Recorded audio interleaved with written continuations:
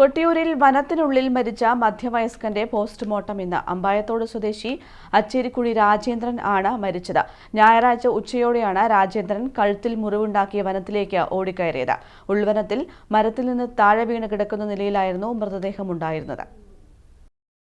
അമ്പായത്തോട് സ്വദേശി അച്ചേരിക്കുഴി രാജേന്ദ്രന്റെ postmortem Mananthavady medical കോളേജിൽ ഇന്ന് നടക്കും.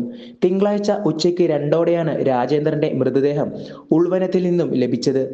ഉൾവനത്തിൽ മരത്തിൽ നിന്നും താഴെ വീണ് കിടക്കുന്ന നിലയിലായിരുന്നു മൃതദേഹം ഉണ്ടായിരുന്നത്. RRT deputy range officer Shainikumar, Manathana section forest officer Pramod Kumar എന്നിവരുടെ നേതൃത്വത്തിലാണ് തിരച്ചിൽ നടത്തിയത്. പിന്നെ അപ്പുറത്തെ തൊട്ട് മുകളിലുള്ള ബൗണ്ടറിയിൽ ചേർന്ന മരത്തിൻ്റെ താഴെ കവന്ന് കിട്ടിയത്. Kottiyoor panchayat president Cicily Kannanthanam, vice president Roy Nambudakam, panchayat അംഗങ്ങൾ തുടങ്ങിയവർ സ്ഥലത്തെത്തിയിരുന്നു. ഞായറാഴ്ച ഉച്ചയോടെയാണ് കഴുത്തു മുറിച്ച ശേഷം രാജേന്ദ്രൻ വനത്തിലേക്ക് ഓടിയത്. തുടർന്ന് തിരച്ചിൽ നടത്തിയെങ്കിലും കണ്ടെത്താനായില്ലായിരുന്നു. തിങ്കളാഴ്ച രാവിലെ മുതൽ നടത്തിയ തിരച്ചിലിന് ഒടുവിലാണ് കണ്ടെത്താൻ സാധിച്ചത്. കുറച്ചു ദിവസമായി ഇയാൾ വിഷാദത്തിലായിരുന്നുവെന്നാണ് ബന്ധുക്കളും നാട്ടുകാരും പറയുന്നത്.